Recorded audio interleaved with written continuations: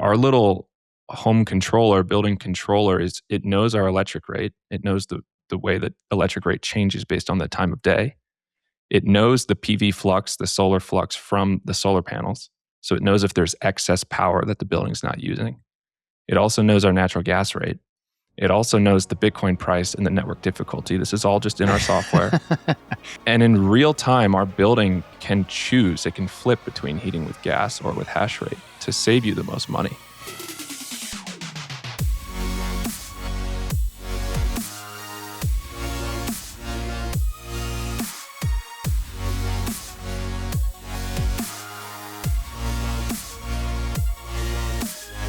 What is up, guys? Welcome back to Bitcoin Audible. I am Guy Swan, the guy who has read more about Bitcoin than anybody else you know. I am actually in Colorado, out at the space right now, and it just so happens that the episode we are about to get into is my conversation with Tyler from 4 or 5 days ago before I actually came out here. And what are we talking about? Tyler Stevens, we are talking about the hash tub. We're talking about using mining for heat. You're talking about the heat punks. Because what if you could actually sustain, what if you could actually grow the security and the hash power of the network entirely unprofitably? That's kind of the idea. That's the potential of what actually seems like a really strong economic argument for why this is actually possible. And I'll just say that being here with the Time Chain Summit and hanging out at the Denver space was actually really, really awesome. We had a great time. We just had the beefsteak last night. If you've never actually been here to check it out, it's kind of crazy. And the whole house, the whole place is heated by miners. The hot tub outside is heated by miners. And it's just a really cool space. So check it out if you haven't, especially if you're in Colorado or Denver. But with that, just a shout out to Bitbox for making awesome little hardware wallets. The Bitbox O2 Nova now works with iPhone directly and Android and basically anything that you can plug it into. And you can get a discount code as well as my affiliate link right down in the show notes. Don't forget to secure your keys and hash your own Bitcoin. So let's go ahead and get into our Bitcoin Audible chat. This is Hashing for Heat with Tyler Stevens. Tyler, welcome to Bitcoin Audible, man. It's good to have you on. Guy, it's a pleasure to talk to you. We were just laughing. I'll see you later this week. Mm-hmm. Yeah, so what's today? Monday? Yeah, it's the start of the week. I'll be in on Thursday. Sometime Thursday. I think we're doing like some sort of a dinner or something Thursday night. But the conference, this is the Time Chain Summit for anybody curious. But the conference is on Friday. Main day is Friday. I think Saturday's the main workshop day. Friday, I want to say, is like getting the stage set, like lay the land, what we're all here for. Got you. But at the space, in Colorado, it's gonna be a good time. Awesome. And we literally staying with the Waste Slice. Beefsteak guy, he hit me up and we got an Airbnb that's like, it's like a block or 2 blocks away from the space. So we'll probably just like trounce on down there and hang out. It's a nice little neighborhood. Sweet. Good. You got to bring your swim trunks. We got the Bitcoin heated hot tub. All right. I will do that. Speaking of, so you are you and Cade in my mind, which I just looked you up on X. I was trying to like find something that I saw from yours. I wasn't following you somehow. I don't, which is silly because like let's go. I made it. I was following. I knew about the Heat Punk Summit. I guess it just like bumped into your posts regularly enough that I was like, oh yeah, of course Tyler's in my thing, and the algorithm works in my favor. Yeah. But it does. So y'all recently did the Heat Punk conference.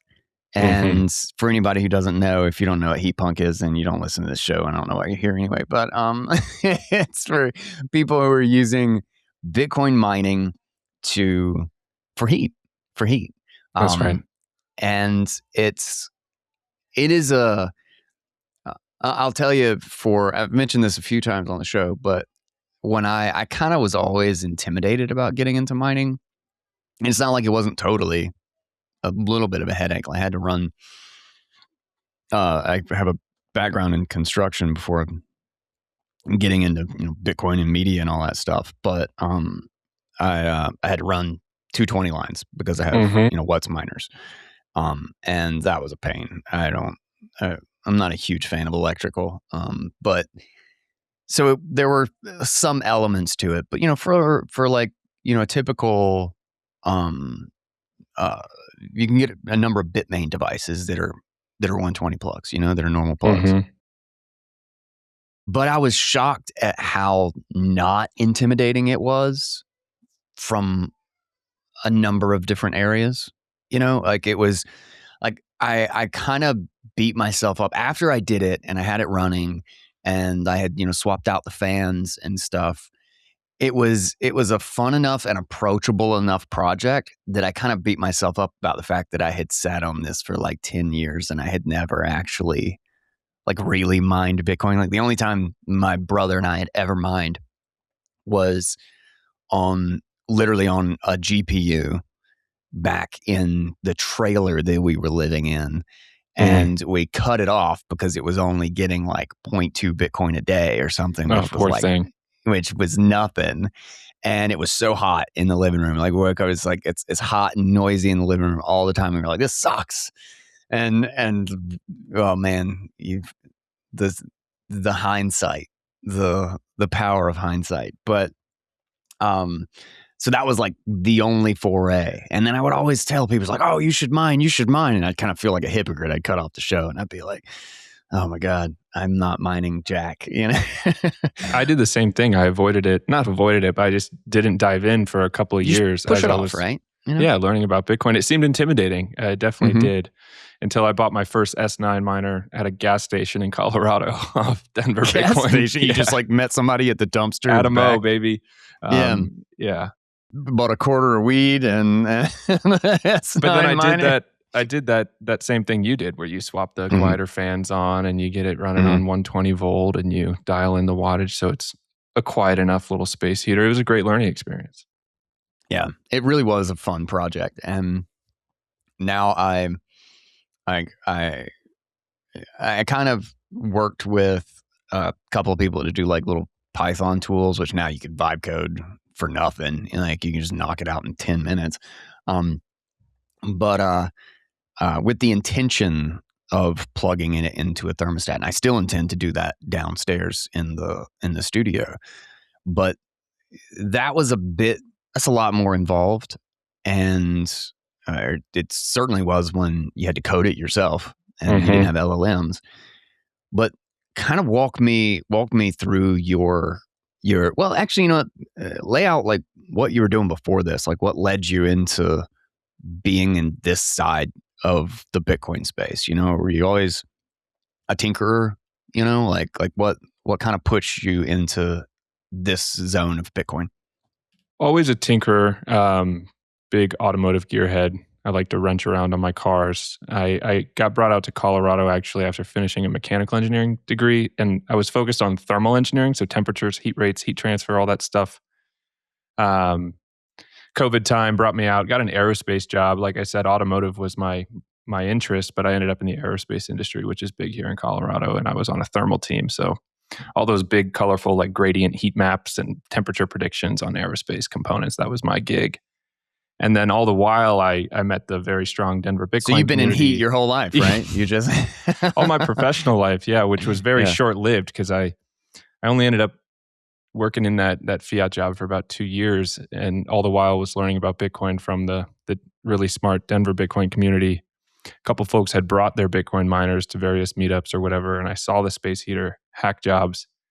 And so I immediately saw them as electric heaters. I just knew all the electricity going into these things has to come out as heat immediately.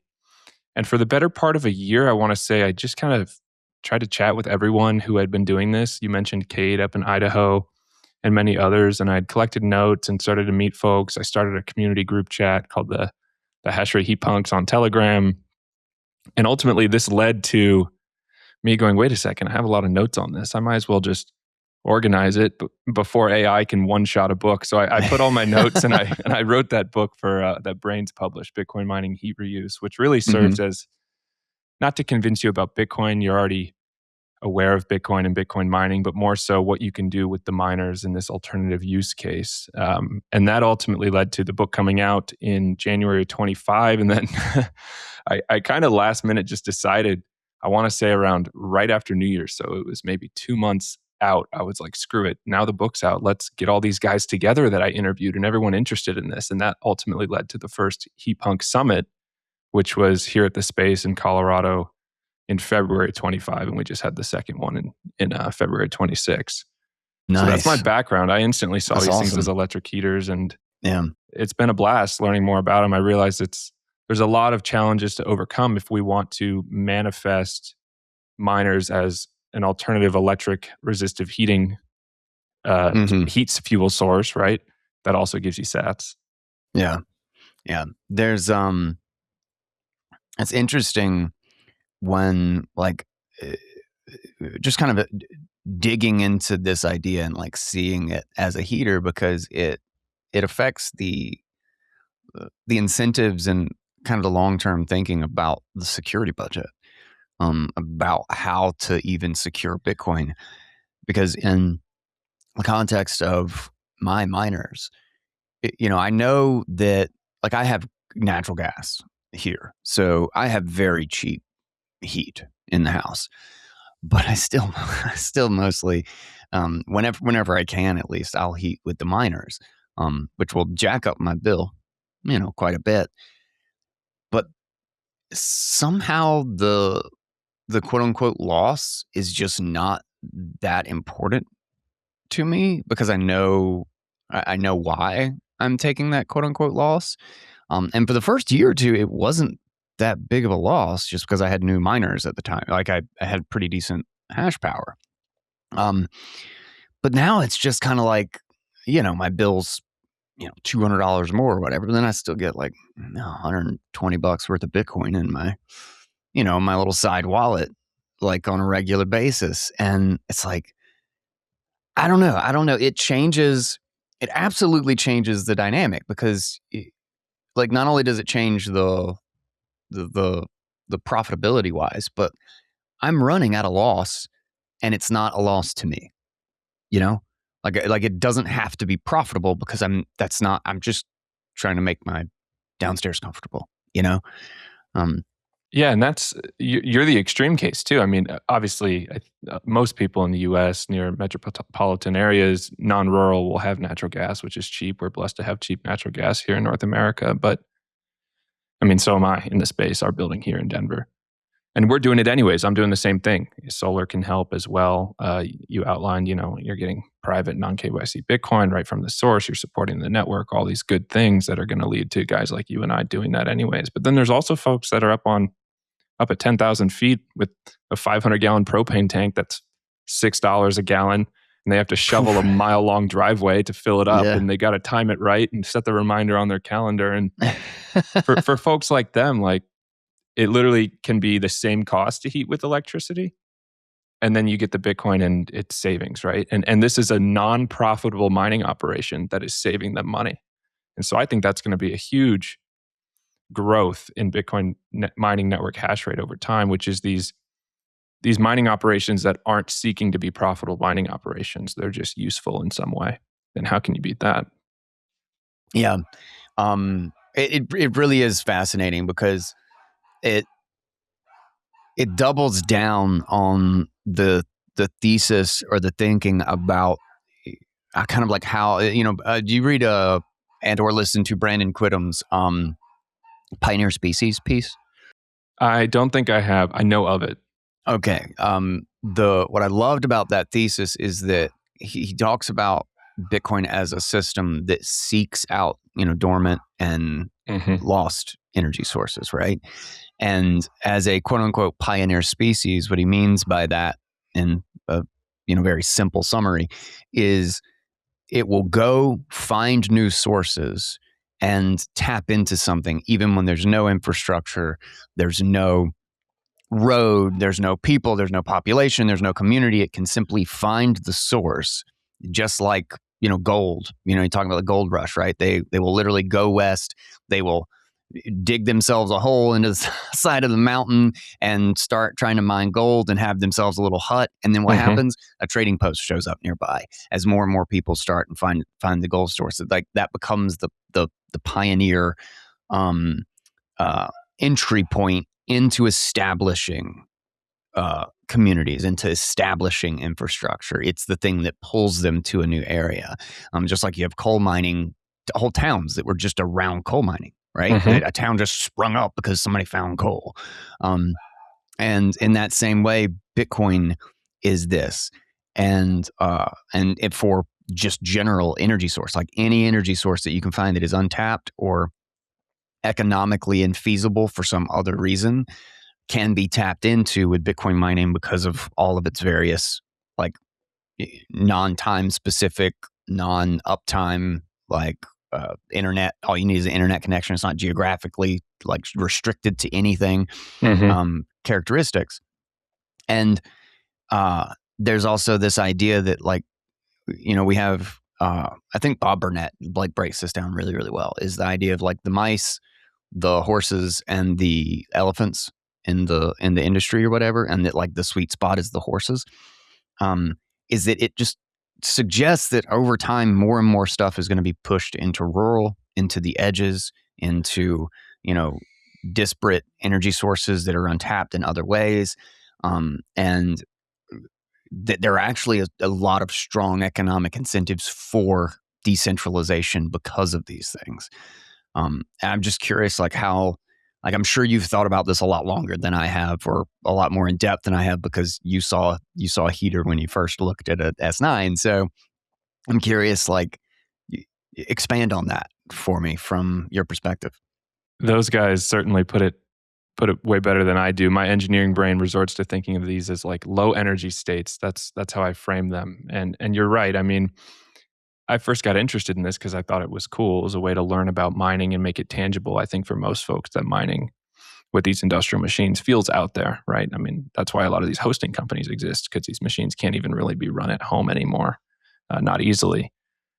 But now I start to see it as a solution. You mentioned the security budget being one. Really, I'm talking about a mining operation where I don't look at the hash price, right? Because I need electric heat anyways.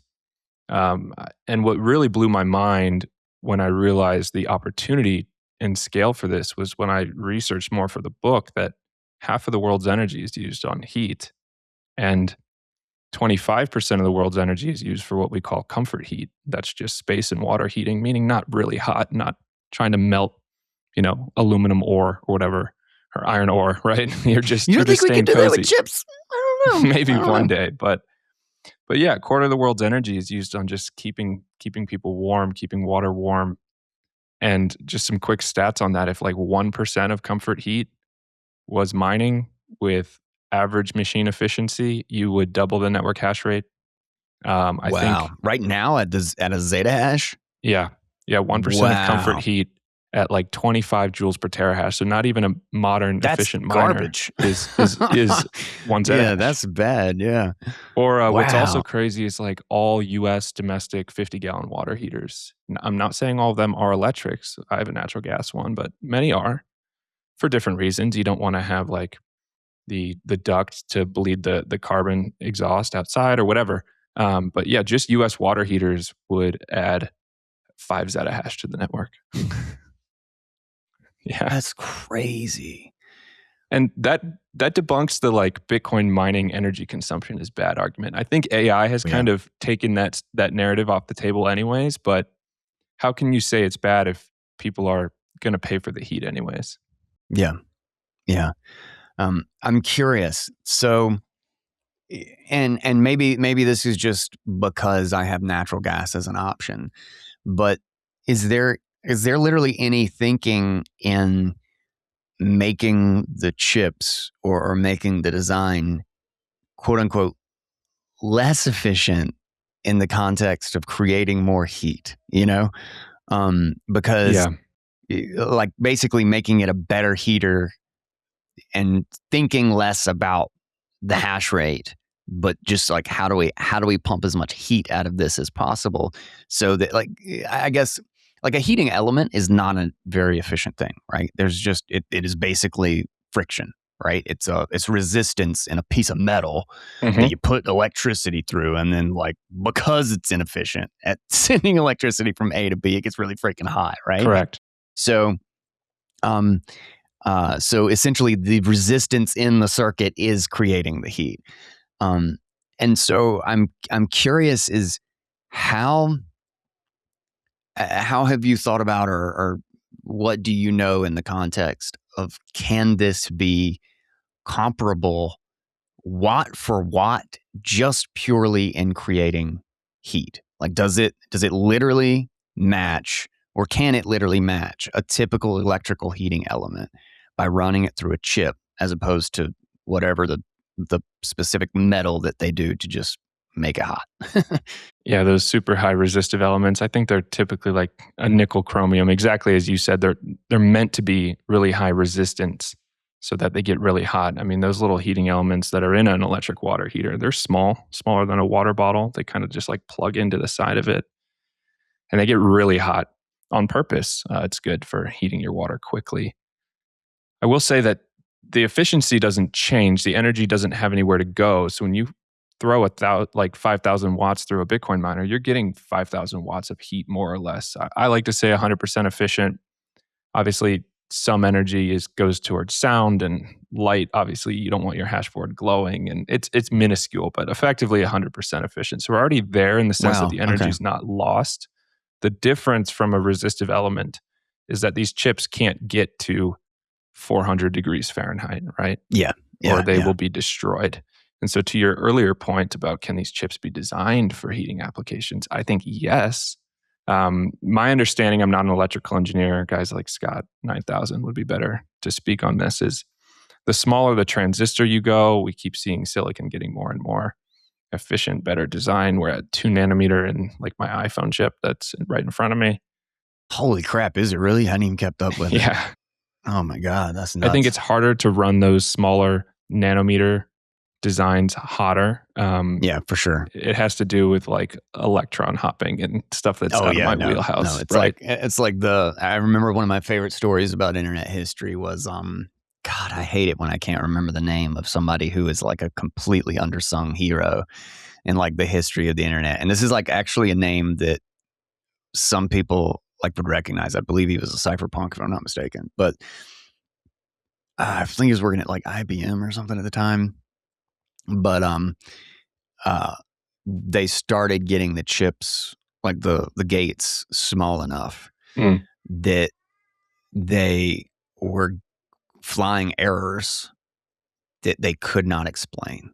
Like they literally thought they were hitting a wall that they would never get past, because they kept doing calculations and there kept being errors. And they were like, this doesn't make any sense. What is happening? They were checking their architecture. They were checking like everything that they could possibly check.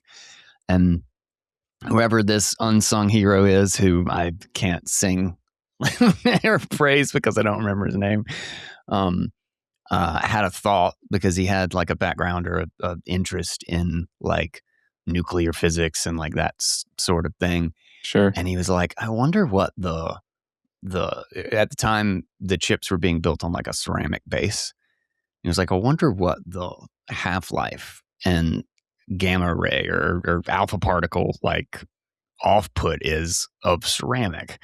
And he like looked into it, and it turned out that's literally what it was, is that the plate that they were sticking it on was just randomly throwing out like alpha and beta particles. It's amazing from its how normal nuclear decay. Yeah. And it was just enough, because the transistors were so small, it was just enough energy when it would hit one of these things that it would flip it the wrong way. And that was late 90s. Wow.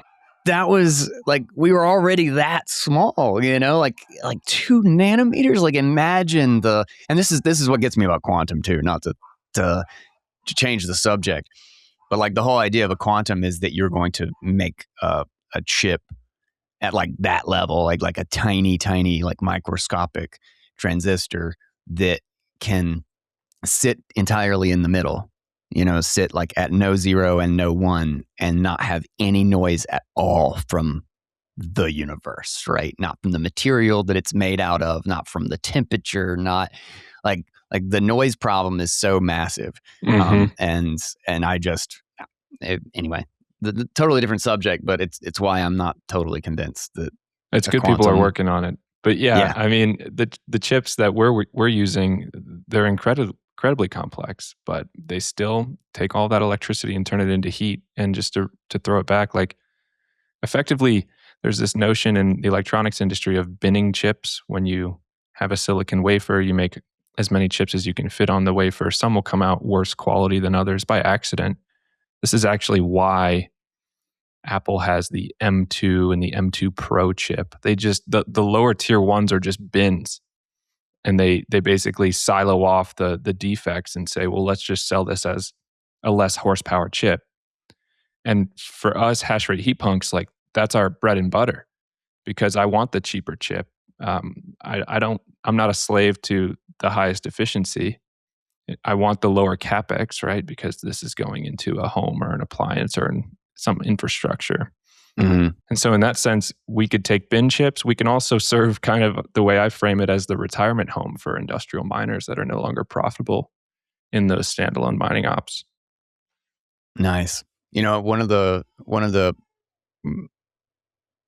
you're talking about CapEx, one of the pricing things that like really hit me was when I first hooked it up, it wasn't because I was like, oh, it's time for me to just get on this heating project. I'm usually just forced to do it because, I had some sort of a problem. That's every time I finally update my computer or do something that I've been needing to do, it's because it broke. And our heat element, like I said, we had a natural gas heater in the attic and it was pumping off carbon monoxide. And there was a crack in the heat exchanger or the whatever the heck it's called. I can't remember. And so the whole thing was just botched and it hadn't been replaced in like 20 years. And I had somebody come out and our low quote for a new unit was like $6,700. Yeah. And I was like, good God. And it was just before like the coldest day of that entire winter. Of course. I literally like 2 days before. And I was like, dude, I got to get something. Like, I'm not gonna, like, I got a baby in the house, And so I freaked out and I ended up having to go to an electrical supply place because I didn't have the cord to plug in the thing, and I had to like manually strip out and make a cord to get it to plug in, right? For my miner, because I couldn't order one; it wouldn't get here quick enough. And plugged in both the miners downstairs, but it hit me that like my miners were $800 a pop. I had 2 of them. I hooked them up in the basement, just blowing hot air, and they kept the upstairs at about 64, 65 degrees so that like we could just do kind of general space heaters, around where we were to stay comfortable. And it was $1,600 for the infrastructure, and I was just thinking like, even if this is like, how much less efficient does this have to be even compared to even a natural gas to make up for the $5,100 that I didn't have to pay for to get this up and running. I mean, granted, we put in, we replaced it the next winter just so that we had natural gas, but also because, you want a standard one on a thermostat. I don't have to manually change all my crap and go unplug the miners when it gets too hot and vice versa. But still, it was that like immediately, like miners are cheaper. And it's not even about like the heat itself, but like to plug in a miner, like you're talking about, your gas unit, your electric unit or whatever up in the attic is just huge, right? And it's at least it's $8,000, $9,000 now. This was years ago, and the dollar's worth a lot less. But But a miner's just, it's like this. It's a computer. And you can just go plug it into something and it produces a crap ton of heat, man. Like it really is wild that the space savings, the sunk costs, like the initial investment savings that you can get to this, like it really does make economic sense in so many different ways. It's just not built for it.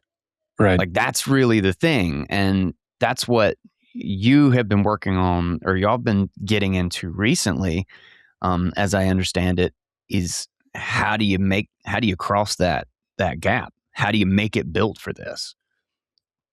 Well, first I'll comment on the sizing and just how power dense these things are. I mean, you're exactly right. We have a customer in Colorado with 2,500 square foot home. I want to say up at 7,000 or 8,000 feet in the foothills. And one miner is heating the whole house. And in the past 3-4 months, the gas furnace hasn't kicked on once. So we didn't tear out his gas furnace. Wow. On sizing and the CapEx, this is something I learned over time, which is your gas furnace is sized for that coldest day. You mentioned that coldest day. It's all liability reasons and home insurance, but you don't want to be left hanging when it's -20 for 2 hours at 2 a.m. Yeah. That one day a year. But if you size, there's this notion of sizing. How big of a heater do you need for your home? If you size your heater, your hashrate heater for that coldest hour of the year, you end up buying 10 Bitcoin miners, and 9 of them never run except for that 1 hour of the year, which is a huge waste of money. And so there's this concept of like duty cycle and trying to find the sweet spot and your average heat load versus your peak heat load. That's how your gas furnaces are sized, for peak. And we realize the best bang for your buck is to get one Bitcoin miner for your average heat consumption. It serves most of the needs. It's running to serve most of those heating needs, which means that it's making its money back, especially because these miners, they have a smaller slice of the total network pie over time. And it's amazing. And that kind of led to my conclusion, which is I don't think the answer is to rip out people's natural gas furnaces or propane boilers. Mm-hmm. In that sense, we kind of marry these things into them and turn the house into a hybrid car where you have an electric heat source that makes money, and you also have your traditional fuel backup. And to your question about how we tie all these things in, they're not very easily controllable. We are working with some software to marry it all into the thermostat. And before I dive into how that works, I'll just tell you what's running here at the space, which you'll see later this week is so cool. We have natural gas furnaces. We have Bitcoin miner heated floor, so a radiant boiler. We have Bitcoin miners in our HVAC ducts. We also have solar on the building. Our little home controller, building controller, it knows our electric rate. It knows the way that electric rate changes based on the time of day. It knows the PV flux, the solar flux from the solar panels. So it knows if there's excess power that the building's not using. It also knows our natural gas rate. It also knows the Bitcoin price and the network difficulty. This is all just in our software. And in real time, our building can choose. It can flip between heating with gas or with hash rate to save you the most money. Now, you, Guy, and I agree with you, like we could change that optimization target and say, I just want the non-KYC sats, or I want to prioritize supporting the network. And then in that sense, the gas would only kick in when the miner can't keep up, right? That really cold day. And the reason I mentioned the solar PV flux too is now that it's getting warmer here in Colorado, it's going to be 85 today. What we're doing is we're measuring, hey, does the building need 14 kilowatts? No. Let me kick on this miner and dump the heat outside. So in that sense, instead of sending excess solar back to the grid for pennies on the dollar, they charge us 14 cents to buy it. They give us 1 cent back in credits when we send it back. We're selling our excess electricity to the Bitcoin network. So the building is maximizing sats flow into Is that how our bad wallets. the putting the electricity back in the grid is? Is it literally 14 in 1? Is that Here legit we numbers? are. There's a couple different ways that they'll credit you. You can get kind of like credit card points on your utility account that you can apply the next month, or you can bank them and apply them at the end of the year, or you can just, but either way, it's unfair. Yeah. Yeah. Yeah. The Bitcoin network will pay you like I didn't even 5 realize times that. more. I thought it was actually a pretty decent thing because people kind of talk about it like in that, oh, you can get paid for your solar or whatever. I never actually looked into the hard numbers. Well, we kind of happenstance landed on this because the heating season ended and a lot of people in sunny Colorado have solar. And I realized this is kind of a tool in that toolkit as well to help solve problems for those people. I mean, if you meet people with solar, a lot of them aren't thrilled about their 30-year loan on it and how, it didn't play out as they thought it would. So I do think, just quick tangent, I do think Bitcoin miners, kind of how I view them, is they fall into the same ecosystem as heating appliances, solar panels, and home batteries, like the Tesla Powerwall, that kind of folk. After the Bitcoiners buy these products and want to support the network and get miners in the house, I do think like the next lowest hanging fruit is the intelligent energy consumption minded people in those smart homes. So smart homes at an energy layer.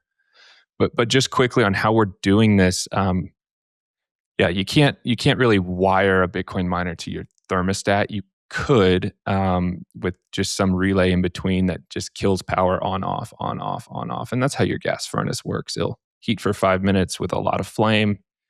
The house warms up, and then it kind of escapes through cracks and windowsills, and then it drops, and the temperature oscillates. How we're doing it is they obviously connect to the internet. They have an API. We built software to marry them into an open source smart home platform called Home Assistant. And really the thought there was Home Assistant is this thriving community with like 3,000 integrations. The best way to think of it is if you have like a Ring doorbell and a Google Nest and an Amazon Alexa, they're all different companies. How can you bring them all into one app? That's what Home Assistant is. And so in that sense, people have already built all the connectors like the Home Assistant app store for every type of thermostat that has an internet connection. Yeah. So all we had to do was build the connection for the miner. And then when we show up to this house that I mentioned, that 2,500 square foot house, we connect his thermostats to that Home Assistant app, which is just running on a Raspberry Pi. We also then connect the miners. And so digitally, not running a wire through the wall, we digitally told the thermostat that the miner is stage 1. Try to heat first with the miner. And that way his wife can just go press 72 on the wall and it will first heat with the miner. And if it is too cold, that -20 hour at 2 a.m., the gas will kick on and help. And we can set automations. This is where we're also bringing in the Bitcoin price, and you can automate it at will and build a bunch of cool things. Dude, that is so cool. I need to figure that out. I'll tell you what, I hate so we got a smart thermostat. It wasn't even really by choice. I'll tell you, generally as somebody who's like super techie and has like a computer for every damn thing in the house. Yeah. It's like, oh, here's a random job. I should get a computer because I don't know. If a month goes by and I don't buy a computer, apparently it's weird or I have a problem. I'm the same. But we got a smart thermostat when we replaced the unit because that was the one the company was like, don't worry, you'll love this.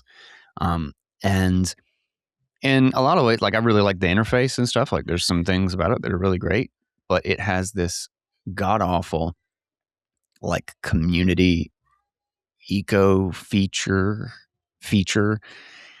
And I swear to God, I've cut it off 100 times. And it's like, it's got some like back end periodic turn it back on or something. But I will set it for 74 while we're asleep. And then I will wake up and it is set to 71. And I just want to punch somebody. I'm like, who is changing my freaking thermostat in the middle of the night and why? And it's why I never wanted a smart, again, as somebody who has a computer for every damn thing, I hate smart stuff. I don't want a smart washing machine. I don't want a smart refrigerator. I don't even want a smart thermostat.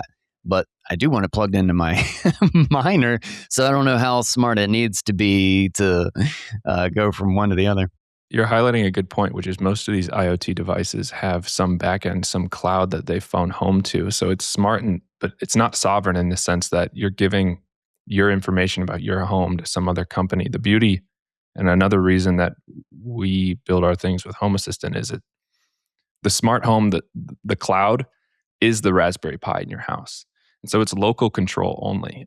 I, for example, Just here you go. Venstar T7900, that's the thermostat you want.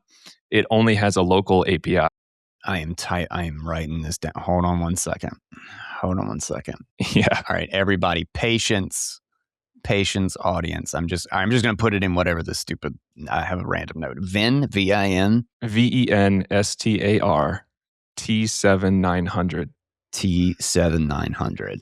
It's a smart thermostat. The first thing it asks you when you plug it in is, do you want to disable cloud control? Yes. Yes. Do you want to enable local API control? Yes. And then you connect it into the Home Assistant integration, which is just simple. You look up Venstar in the Home Assistant App Store, connect, scans your network, finds it.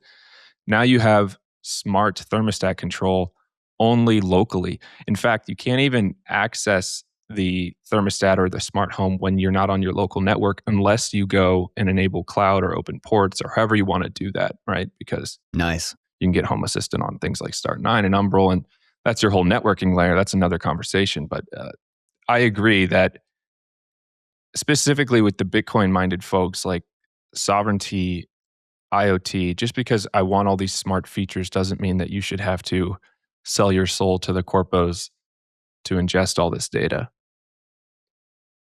I know. It's really kind of insane. And in fact, as if I need another thing to do with pair core and pair drive and all that stuff that we're working on. But that has been like a major part of kind of the direction we've been seeing the project going or wanting the project to go.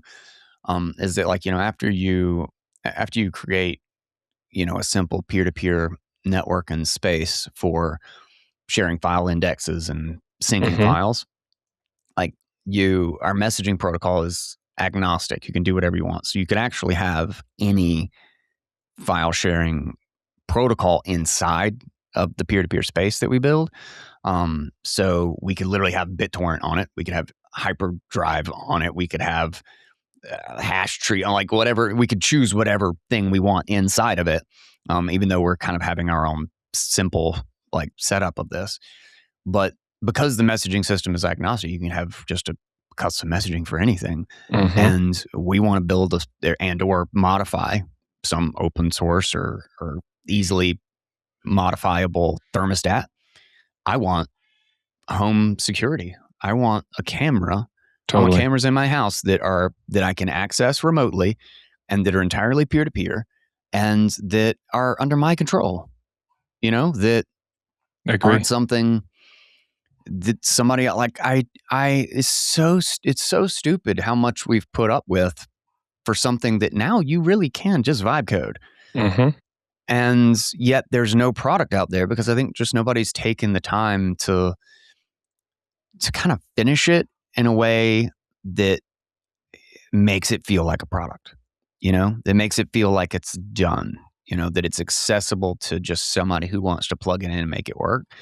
I hope this is something that if y'all are actually like headed in this direction, I would love to work with y'all when we kind of get to that point in our project, because like everything about what we're doing is trying to get peer-to-peer to a point that, and obviously it's all open source, but getting peer-to-peer to the point that it is just scan a QR and your stuff works.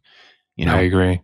And if you can do that, if you can make the experience that, it will just work. It will just do the job and normal people can just use it. But on that point, you were talking about a project that y'all have set up or foundation on redesigning, on making this open source and having a new stack geared towards this. Explain. I want to know about what that is and how this could relate to me making this setup work in my house and make my wife feel like, why do we have a hacky duct tape thermostat HVAC system instead of something that, like if we ever get out of this house, we have to tear it all out and replace it with a normal person thing. Explain that to me. I need to know about this. Well, if we're trying to use Bitcoin miners as electric resistive heating appliances or solar monetization, what that really means is we're not running the miners full time. I want to make that clear. We run the miners when we want heat or when there's excess solar to monetize, not full time. The miners on the market today are designed to run full time in that data center style application where you have Ethernet and you have 220 volt or 380 volt power, where you're fine with the noise, etc. And so this led to a lot of retrofitting and hacking, like you've experimented with, like I've experimented with. We're taking these industrial miners and trying to force them into homes and businesses as building infrastructure. That leads to a bunch of different challenges. For example, your furnace duct, guys, should last 20, 30 years. You might want to upgrade the mining power of that hybrid system, that hash rate heating system. But what if it changes shape? Or what if the power requirements change? Or what if the only models available are really loud? Or what if they change the API on you and you just can't marry it to your thermostat? All of these things are completely out of our control with the current status quo, which is relying on Bitmain and MicroBT. And so that ultimately led to the Heat Punk Summit, the background here. 100 of the attendees are these pleb miners, these retrofitters, Bitcoin mining developers, guys like Scott that have created the BitAxe, firmware developers, people hacking on open source mining, but also the chip manufacturers, back to your earlier point about how can we design these things from the ground up. The other half of the attendees are people from the building space, plumbers, electricians, home insurers, certifications, right? ASHRAE, the American Society of Heating, Refrigerants, and Air Conditioning Engineers, the ones who put those yellow stickers on your water heater that says Energy Star, right? Because you can modify your home to your liking. We're pretty free here in America. We're blessed with that fortune, but like in Europe, it's different. You might have to have a certified installer come install this thing, or you might lose your home insurance, right? How does that scale, especially for guys like me trying to build a company, a business around this? What does it mean to warranties, right? Does strapping a miner to the side of your furnace destroy the warranty on your furnace? These are all things that in this early alpha state, us Bitcoiners are happy to play the guinea pig role and experiment with that. Also, I'll just comment quickly on the commercial side. There's a ton of businesses that use low-grade heat, comfort heat in a commercial setting. They may even be better suited than a home, like food drying or distilling or brewing, or I've seen Cade in Idaho, shout out to Cade again, he's done the truck wash, right? Or a concrete mixing plant.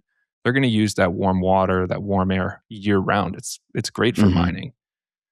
But on the commercial side, there's other barriers. There's other roadblocks like getting through permitting, right? Getting on the engineering drawing. I have a project in Boulder County where we are putting a Bitcoin mining boiler to heat the building on the engineering drawings. And we literally had to spec out a dumb resistive electric boiler just to get through the city permitting, and then call the Bitcoin system a computing rack.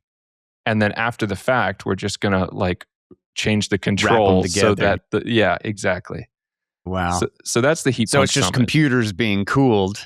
Correct. But it just so happens to also heat the water that's cooling it. Oh, that's funny. That's a workaround. That works. That does the trick right now. Yeah. So we're identifying kind of two categories of challenges. The people challenges. I think that largely is revolved around the certifications, the regulatory landscape, but also the education and the training. To your point about making this scan a QR, plug it in, follow the steps, Apple-like experience, you're done. I want to get to that point too with appliances, especially because we've seen a lot of those Bitcoin mining space heaters, and I think they've stopped there because space heaters are gadgets. You'll buy a space heater at Best Buy or whatever, a nice Dyson one, and plug it in yourself. The average person doesn't plug in their water heater. They might not even know what fuel heats it.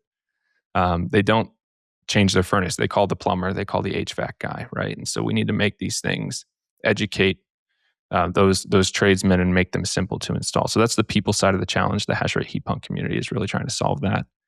Our forum, our summit, our Telegram group. The technical side, though, to my point about what if the form factor of the hashboard changes and I just want to upgrade my really smart Bitcoin mining heating element, right? But I don't want to get a whole new duct or chassis, all of that infrastructure. Or to a point I made earlier where your Bitcoin miner To control it right now, to handle the amount of heat you need, you might just cycle the power on, off, on, off. That's how your gas system works. But these are smart heaters at the end of the day. They're connected to the internet. You can control the wattage to them. Why would you control it that way? That's like driving your car with full throttle and full brake only, right? What if I want half throttle? What if I want 30% throttle? What if it goes from 40 degrees to 50 and I just want to crank the wattage down a little bit, get a little bit less heat? This should all be possible with a smart, intelligent Bitcoin mining heating system, a hashrate heater. But the firmware doesn't allow it. And so that's ultimately what led to the 256 Foundation that Rod Rudy and Econo Alchemist founded. I've recently joined the board along with Scott 9000. And our goal is to effectively build the open source Bitcoin mining stack. It's a long story, but I don't necessarily think it was malicious, but I think that network effects, miners being a slave to the cream of the crop, the best efficiency, the first mover advantage, the complexity of building an ASIC chip, all of these factors led to Bitmain getting 80% market share. They're a Chinese company. I don't necessarily think they're doing this because they support Bitcoin and freedom money. I think they're making a lot of money and they control the market, but they've locked it down. They have this moat. It's very monopolistic. They actually make the whole miner. If you think about it for a sec, what's the hard part here? The hard part here is designing a really complex ASIC chip that costs $100 million to just get in line at Samsung and raise your hand and say, can you make these, right? 2 nanometer we talked about. That's the hard part. They have no business making the miner. You mentioned the AC Infinity fans. Why are they selling it with fans? They have no business making the power supply or that crude, sharp, exactly, aluminum extruded case that the shoebox that changes shape. Like Intel or AMD or the broader electronics industry, they're special manufacturers. They have a ton of talent and resources to make ASIC chips better than anyone else for Bitcoin mining. They should absorb that role and sell the chips directly. I think they'll sell more. Then guys like me can come in and say, well, I'm going to build a different system. I don't want it to look like a data center shoebox. I'm going to build the water heater or the furnace or the pool heater. They'll sell more because I'll buy them from them. But right now, no one can go build that stack because one, the chips aren't sold to source. Proto has committed, that's Jack Dorsey's company under Block. They've committed to selling chips. I was about to ask you about that. Yeah, which is cool.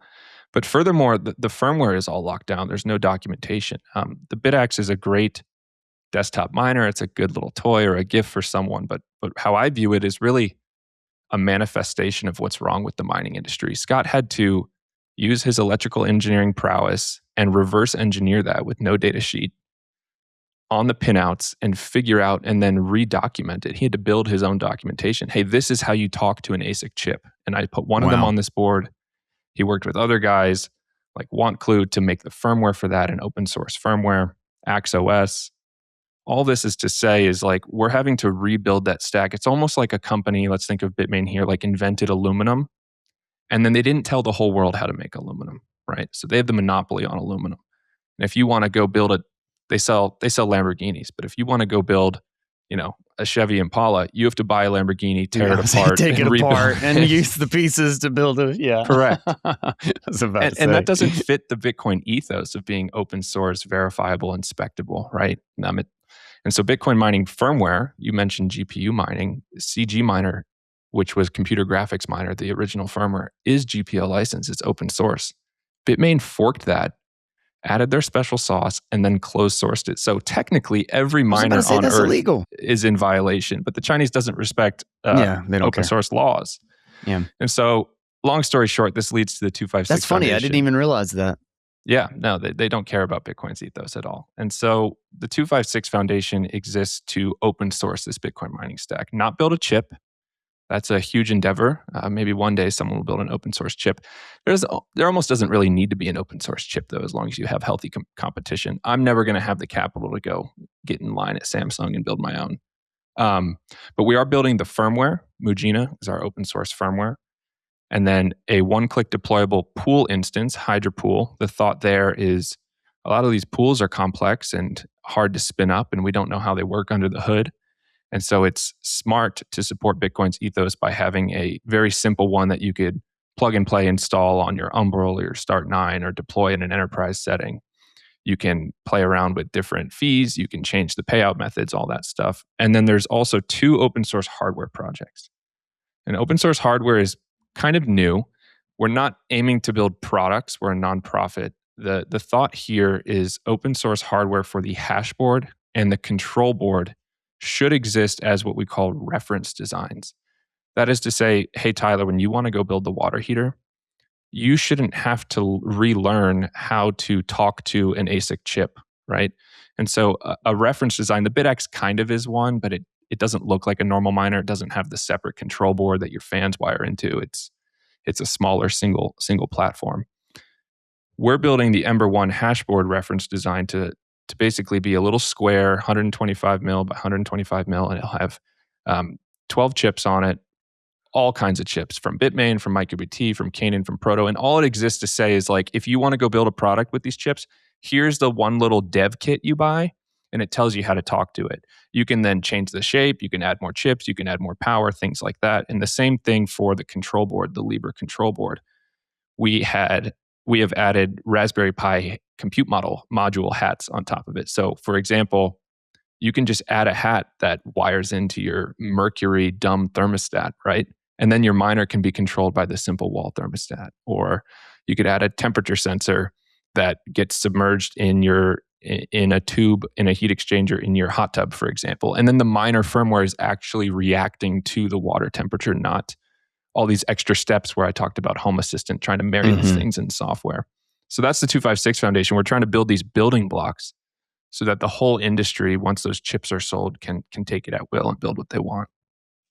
How difficult is that? It's I'm not the electrical engineer or the embedded systems Linux guru, but these are hard problems to solve, especially because there's been no documentation. I can say successfully, though, that we have a team of really smart developers. So our grant cycles, we're a nonprofit, as I mentioned. We raise money and then we 100% pass that to the developers. Scott is working on the hashboard, Ember One. Schnitzel, Michael Schmidt, he made the first Bitcoin heated hot tub, the inflatable one. People might have seen it at the Bitcoin conference. He built the control board. Ryan, who's a longtime Linux embedded systems engineer, he is working on Mujina firmware. And that's maybe like the one product that we actually hope to scale. Think of it as the Linux kernel, but for Bitcoin mining. Okay. And then Jungli is working on Hydrapool, and all these are working. We have working instances of all of them. We demoed them actually working as a system, whereas open source firmware was running on an open source control board, controlling an open source hashboard, mining to our open source pool. So the demos exist. And a narrative I think we're struggling to get across and that we have to work on is like, this is not just for the home tinkerers. Obviously, it will help guys like me trying to use hashrate in alternative use cases. But I also think it's necessary for the enterprise mining. Like when I look at a company like American Bitcoin that Eric Trump tweets about, how could you possibly be okay with the fact that all of those machines are closed source? Bitmain has an example in their history of Antbleed, where they hid a feature in their firmware that could backdoor all the machines. Like it's an operational security risk. About more in the block size war. 100%. That is like one of those things that regularly gets just kind of like memory hold. And I'm like, guys, like the miners that were trying, the people who built all of the miners, literally, and it was only because we only found it because he bragged about it in a very weird way. I remember because all the conversations shifted and everybody's like, what the heck is he meaning? And everybody's like, oh, well, they're trying to excuse it. Oh, it's just because they know they have a lot of hash power that they can pressure or whatever. But he's basically said that like we have tools at our disposal to force this, to basically make this happen, and there's nothing you can do about it. And he said this during one of the, I believe it was a Satoshi Roundtable or one of the big agreement things that they got together, like maybe the Hong Kong table, whatever it was. And when things were getting vicious and everybody was calling each other stupid, and he basically let this slip that like I have the power, and everybody's like, what the heck is?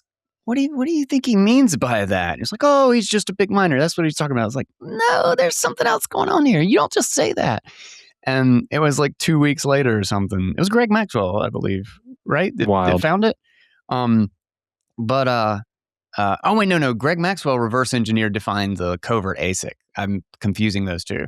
But somebody somewhere found it, and it was like, oh my God, there is a company controlled remote shutoff in your mining firmware. It is there. They can execute it right now. You don't control your miners. They can completely cut off, because it's like 96% of hash rate or something was their miners at the time. And he's like, they can totally cut off our network. Then that was what he was doing, is he was flexing nuts, saying like, we can cut your user activated soft fork off from our machines. And even the aftermarket firmwares that are very popular because they add features. There's a plethora of them. There's Vanish, there's LuxOS, there's Brains, etc. They spend a lot of time and effort to make better firmware, and their business model for that is the dev fee, right? And so they may take 1 or 2% of the Bitcoin mined, the shares, to the company as their development fee for building that firmware. For that development fee to work, the firmware has to phone home to their server, meaning if any of these third-party aftermarket companies decided, and you're running a giant mine with Brains or Lux or Vanish or whatever, they can effectively shut off your ability to make revenue. And I'm not saying the incentives would be aligned for them to want to do that. I mean, there could be a black swan type event. But all this is pointing to is like, we should have some open source option where people can be fully self-sovereign in their mining operation, no dev feed, no reliance on remote, licensed servers, no reliance on the OEM manufacturer that might have some backdoor, and that doesn't exist. Imagine going to Amazon and saying, hey, you can no longer run all of AWS on Linux. You have to do it on some closed source proprietary operating system. And our licensed server just has to be online for that to work, but don't worry about it. Like, it wouldn't fly. Crazy. So crazy. I think this is going to be the status quo moving forward for enterprise when they realize it's an operational risk to do anything else. Yeah. That's so crazy, though. It really is kind of wild how much. And again, I think part of it is it's not malicious. I think it's path of least resistance, right? I agree. Everything, water follows the path of least resistance, and everything does, especially with humans, because if we can procrastinate something and things will work in the meantime, we will procrastinate. If I am any example of that, we will procrastinate until it breaks. Yeah, likewise. And so, like, you get these, if you don't do the hard work up front, you're just going to pay for it and have to do the hard work in production, and that's where we get to these zones where we realize the vulnerability that we've left ourselves open. I mean, this is kind of the whole thesis around, ocean and everything, is that we're renting. We were just talking about this on the roundtable the other day, is, a whole bunch of people like came out when the whole rented hash rate thing. There were a bunch of people like, oh, sweet, we can rent hash rate now. And, BIP 110 and all this stuff. And then a whole bunch of people was like, you people are stupid. This is pathetic. You're not even really mining or whatever. And it's like, dude, you're all renting. Everybody's renting. The whole ecosystem is renting. They're renting. They're loaning out their hash rate to like 4 companies. Like, nobody's doing anything but that. Like, whether or not you have a miner in your house or in your thing or not, you're not making a blockchain. You're not actually mining. The whole thing runs on hash rental. Like, the fact that you can now rent the opposite direction is nothing but a net win. Like, it doesn't do anything. Yeah. It just means that instead of having to rent directly to Foundry or loan your hash rate to Foundry, now you can loan to a pleb. Cool. Exactly. You can loan to more people. That's all that actually happened. You didn't change rental versus loaning. You just made a larger pool of people who can rent the hash rate. Because right now we got like 5 companies that are renting like 90% of it. And it just is amazing. I feel like we become incredibly complacent. And BIP 110, whatever, I don't give a shit what your opinion is about like soft forks or Taproot or whatever, spam. but the fact that isn't like, not only that solves the whole contention around that issue. If miners are actually making their own freaking blocks, whether they're heating their home or whatnot, then it solves the whole idea of spam anyway, because the problem of spam is that miners aren't deciding what go into their blocks, or what Right. they're not running nodes. We're all on light clients complaining about what the pools should do. Well, stop running a light client, run a freaking node, Yeah.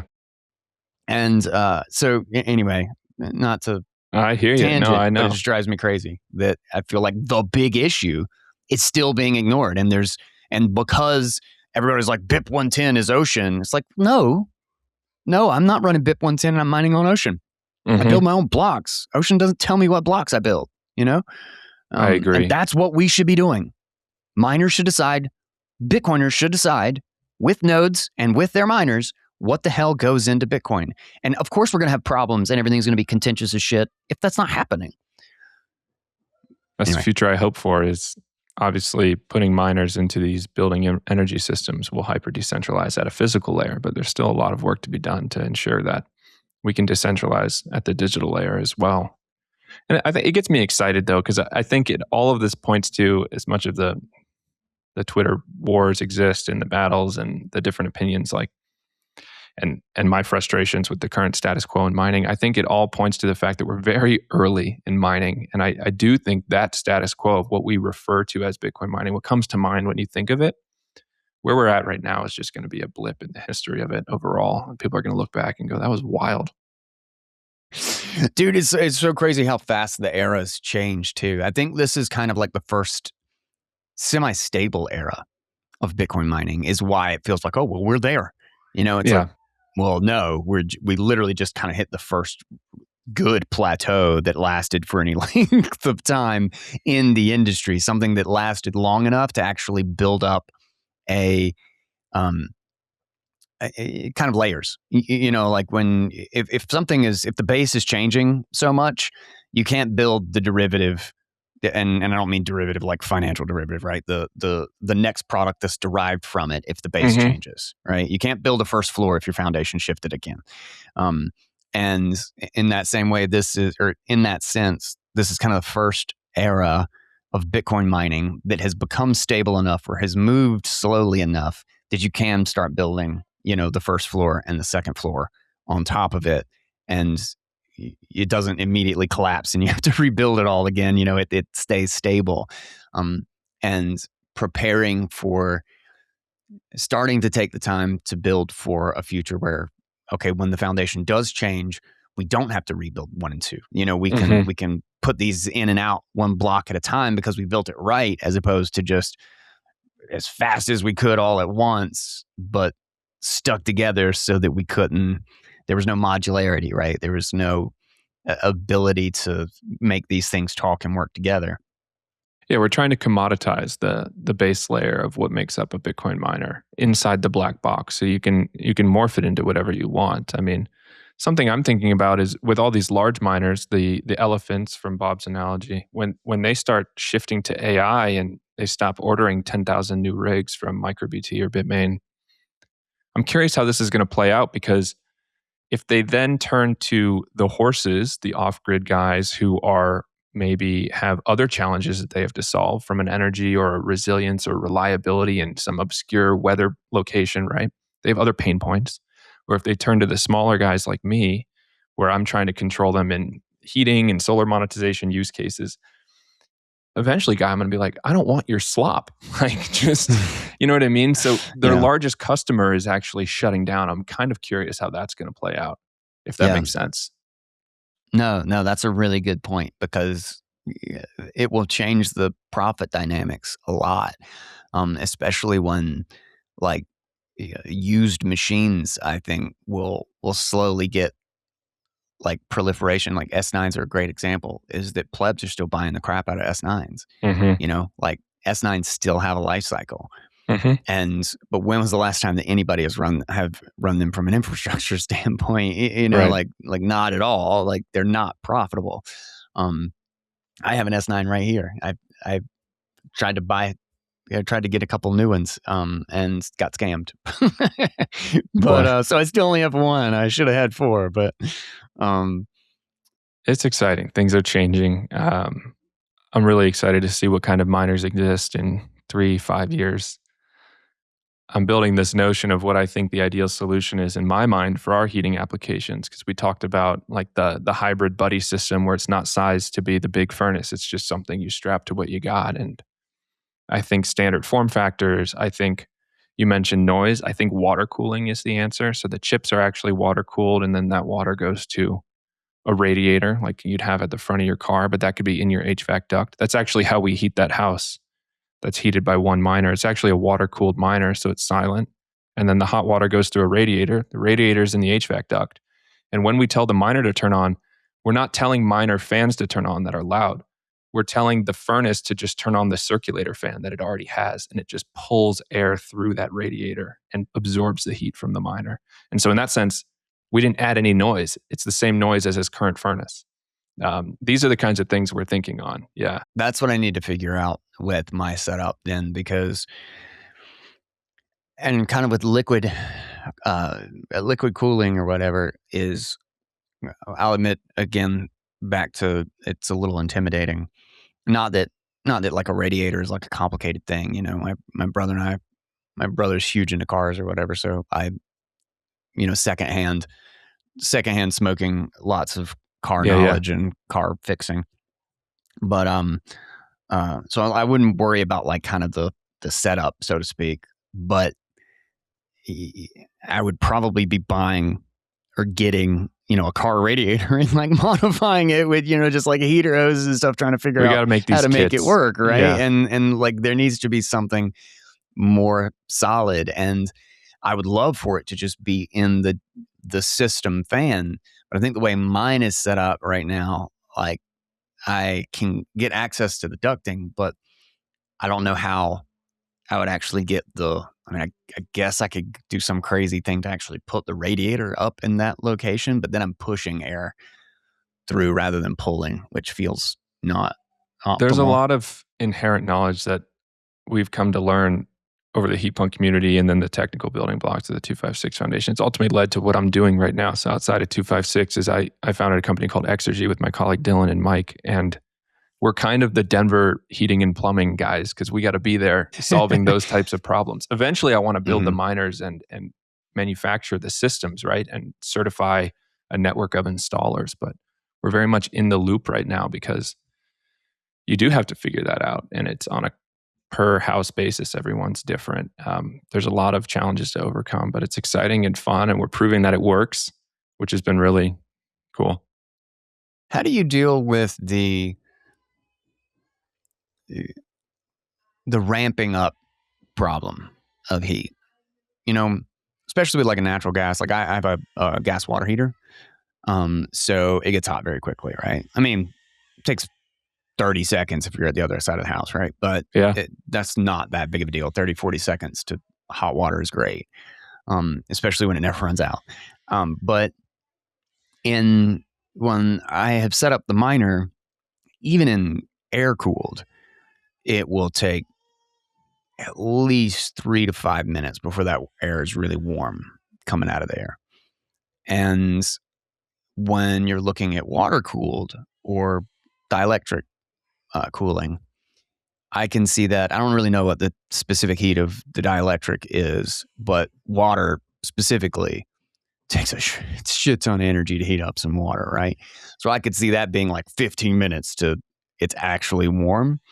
I'm curious how you deal with that. Is that just a build your structure so it has as little water as possible circulating so it heats up quicker? Or do you think about it in like, okay, let's keep this, especially for open source software or firmware, like the idea is, how can we keep this at the lowest possible setting so that it's running and keeping it just like slightly warm, ready to go, and then we ramp it up? Like what's the strategy there for best use of electricity, best efficiency on heat, and really getting things warmed up quickly? Because starting a fire with gas is very quick.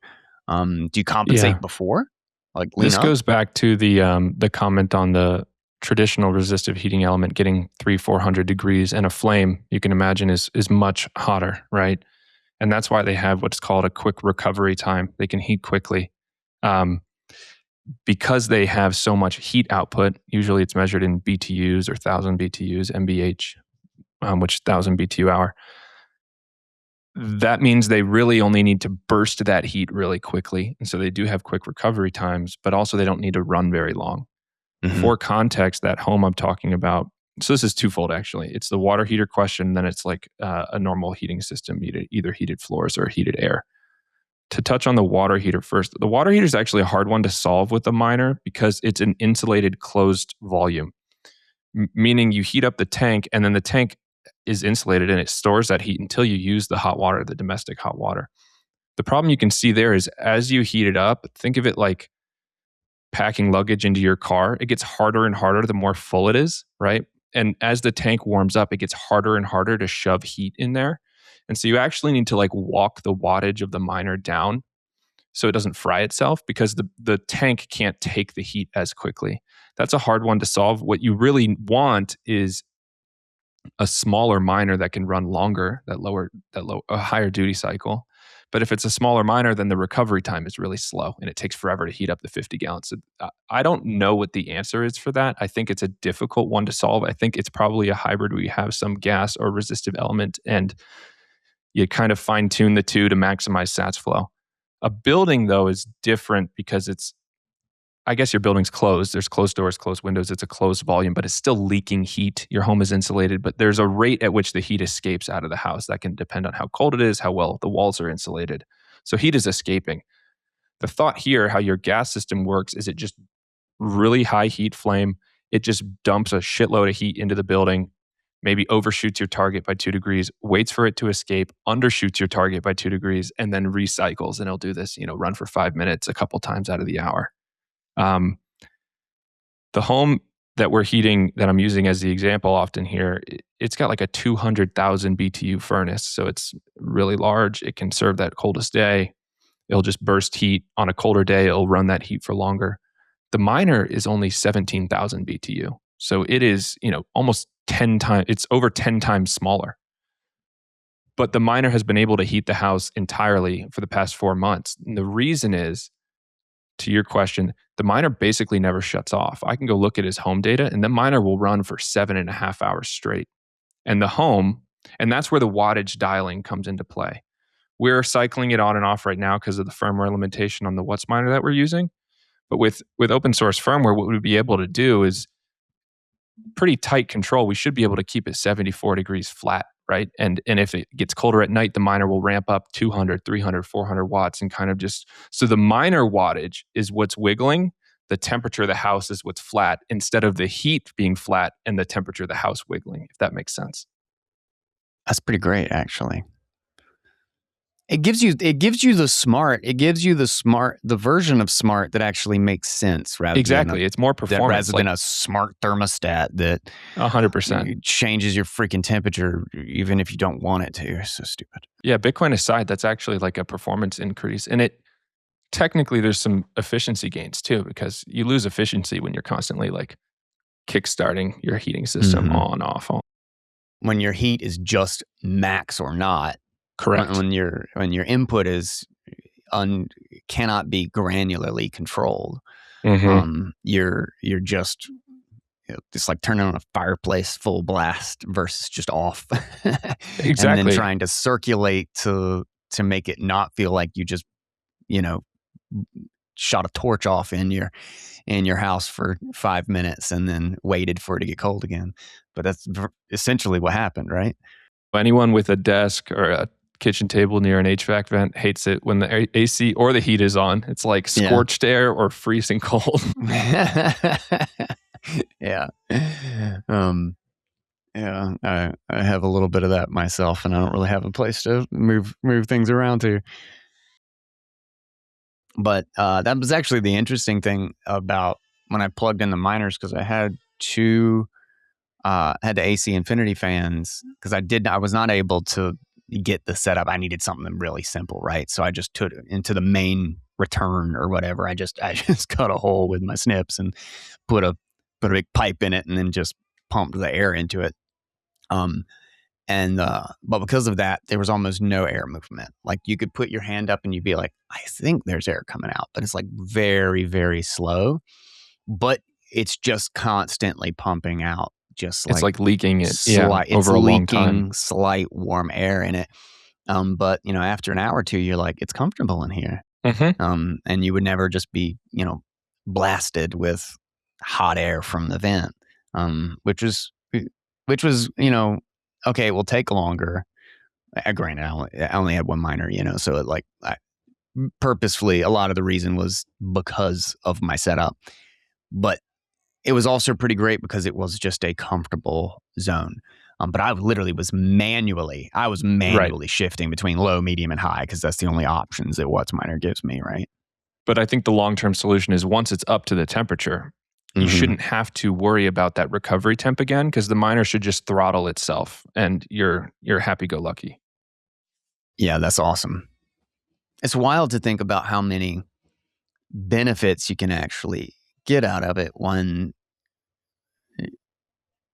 I posted about this one the first time, and it was actually when I was doing pretty good when it came to profitability. My bill wasn't that high compared to what I was actually getting from Bitcoin.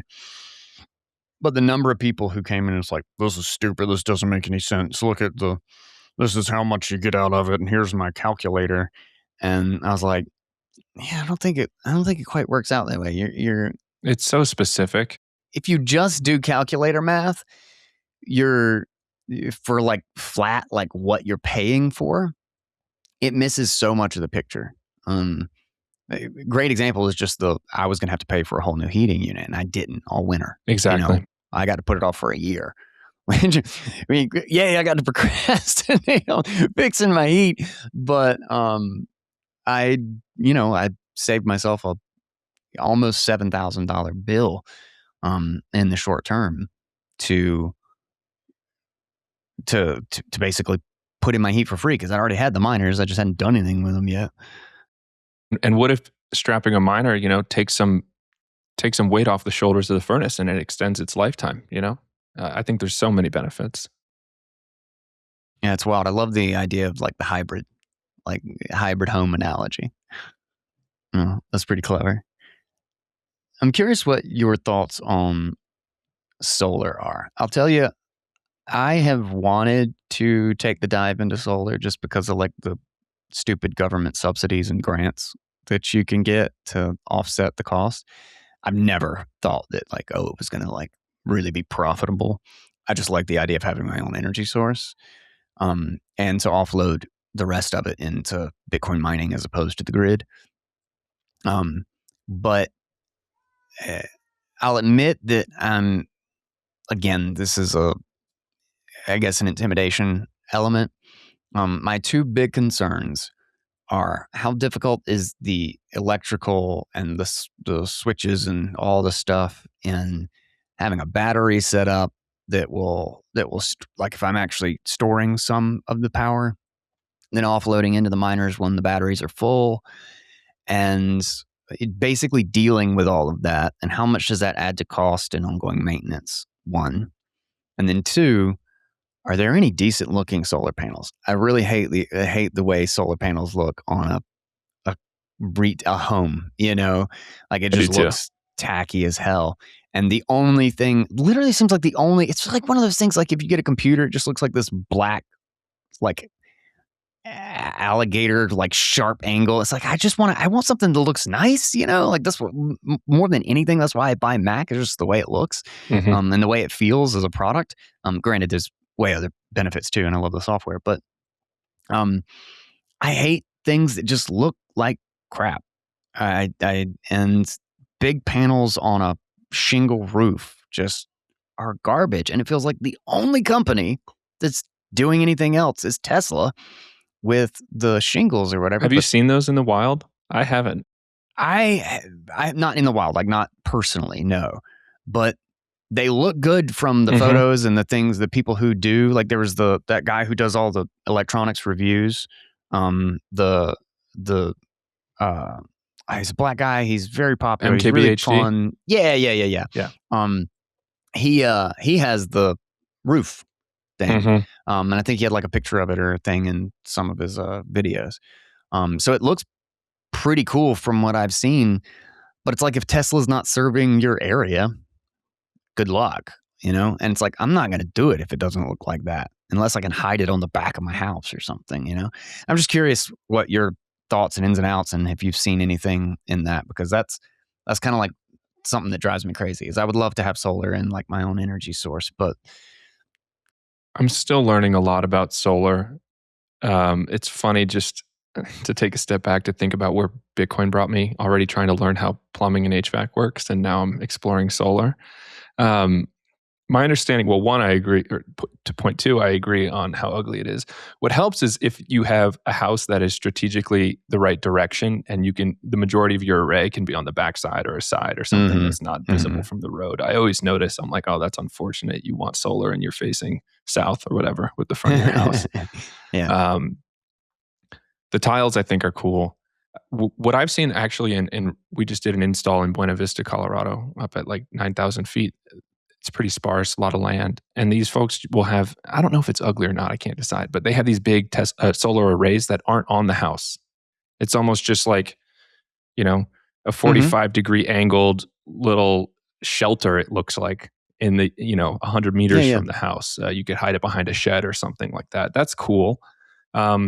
Still have yet to do an install with a power wall with a home battery. I really want to try that, just as it ties into the complete energy system, because if we're using electric heat that makes you some money as part of that hybrid home system, it's colder at night when the solar's not fluxing, and the solar fluxing will help with your electric bill for your electric hash rate heat. And so that I think would be really cool to tie in all the control and automations and software for. Hope to do one of those soon. To your first question on the cost, that's something I'm still and my team are still trying to learn a lot more. I realize every utility has a different way for metering it if you are connected to the grid. My understanding is you can not be connected to the grid only if you have a battery, which is shocking to me. I need to explore this more. If anyone listening has a wealth of solar knowledge, please reach out to me because I'm eager to learn more. And then the other thing that I have come to learn is that panels are super cheap. I mean, speaking of my automotive gearhead background, like I was going to buy a 200 watt panel to put on the back of my truck topper because I'm building it into an off-road camper, and it's like $250, right, for 200 watts. And obviously you'd want more for your house, but the panels are cheap. What I think is the expensive part is connecting to the grid, the permitting process, the installation, the electrical work, all of that. And then the salesmen too take their cut. I actually have heard that it's, 10% of the cost of a solar system actually goes to the hardware, the inverter, the panels, which is a shame. Yeah.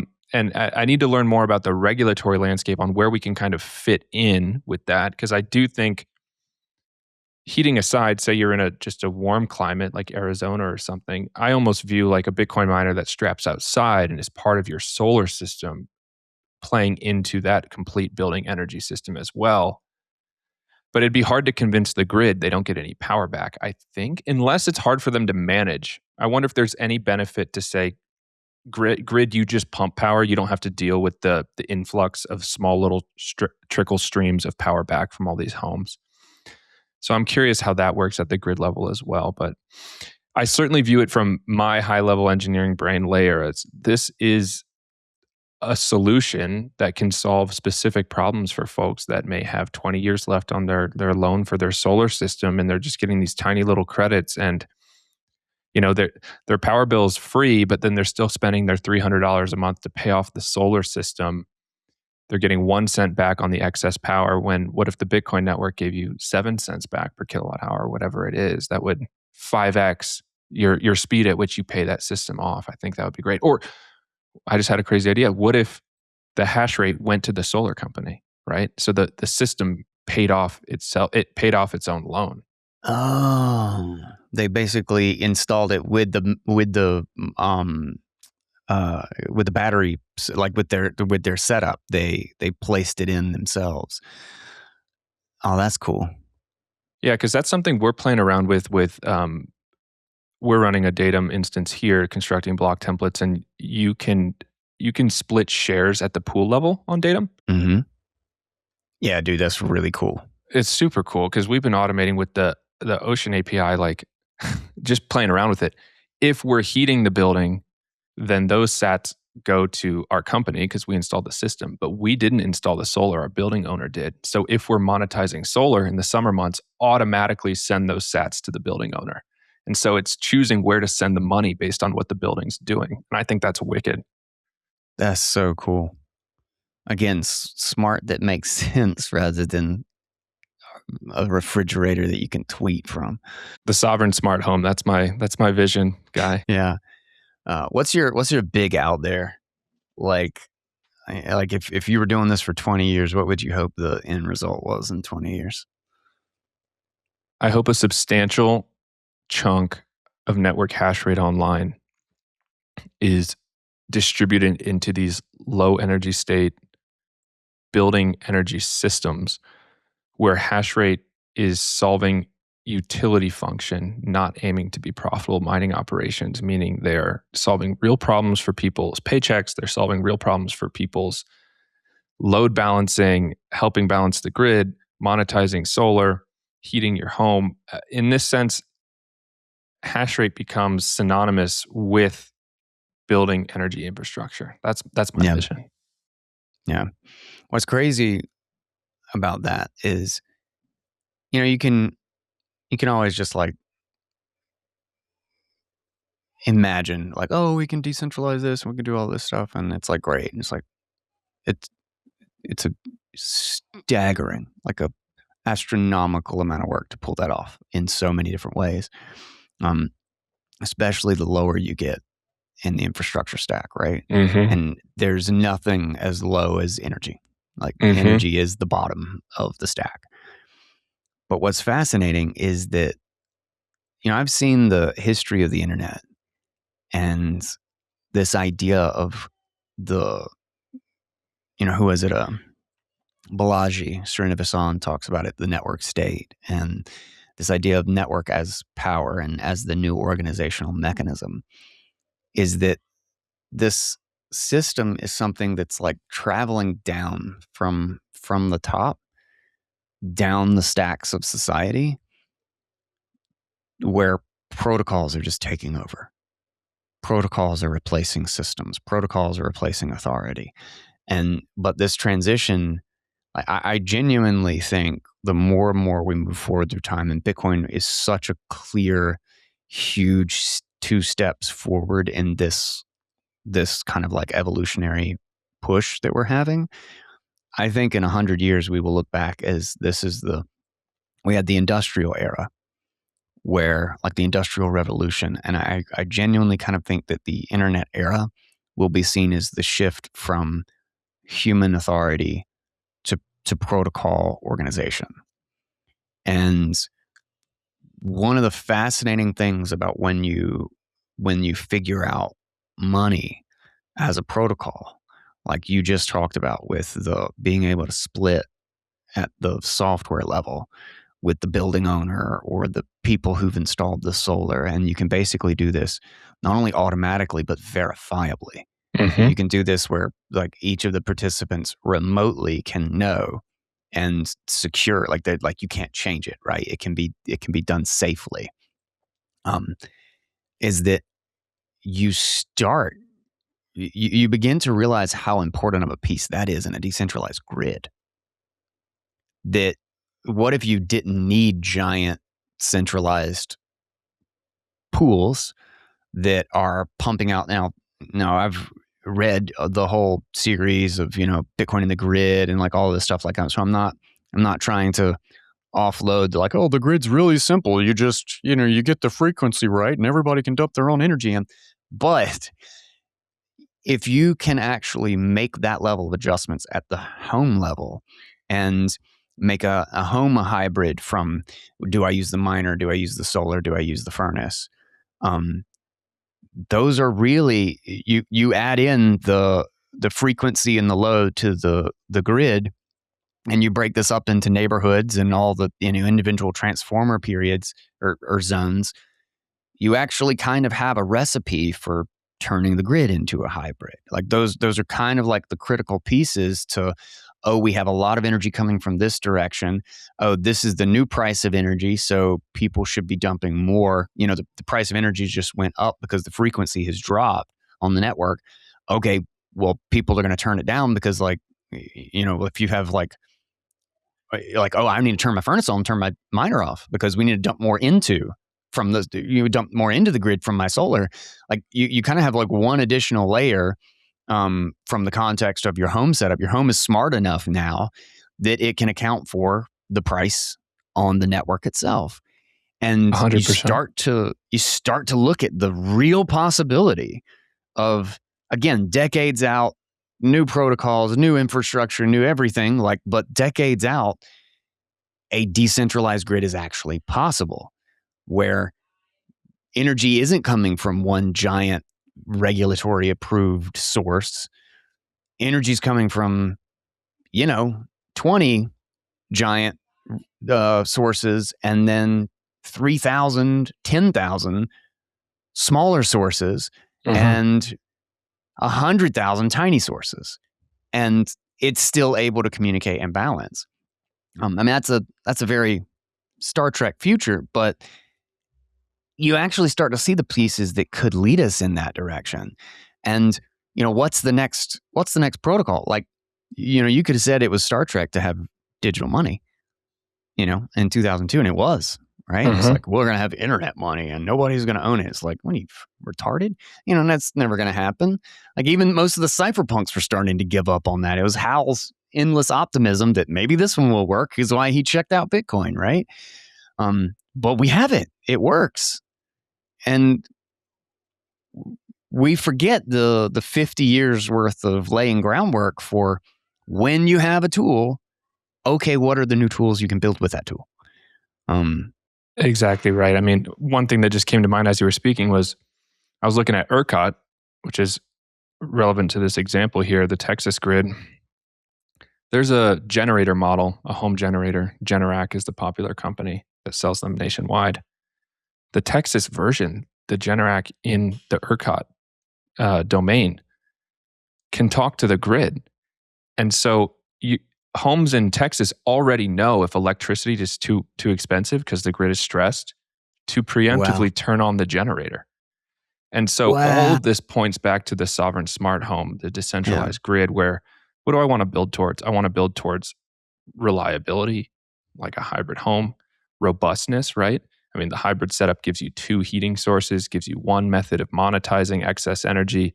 The solar and the battery gives you a method of generating your own and perhaps sending it to the grid. Maybe there will be times when the grid will pay you more than the Bitcoin network. This is the smart way to manage energy flowing through a building. Especially if other people are on the network paying you sats. Exactly. Like if the sats is the common language, then it's the question of, does your neighbor pay you more to turn on their stove, or does the Bitcoin network pay you more because of how much is available? Yeah. And protocols make this all verifiable and automatable. I mean, I just want to harp on that. Like, that's why I think hashrate heating is a real breakthrough, why this is possible now and not before with the advent of Bitcoin.